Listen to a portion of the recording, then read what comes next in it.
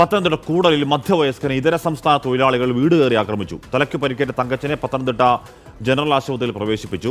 തടയാൻ ശ്രമിച്ച സ്ത്രീയുടെ കൈ കടിച്ചു മുറിച്ചുവെന്നും പരാതിയുണ്ട്. AV ജയശങ്കർ വിവരങ്ങളുമായി ചേർന്നു. ജയശങ്കർ, എന്തായിരുന്നു ആക്രമണ കാരണം, പ്രൊവോക്കേഷൻ?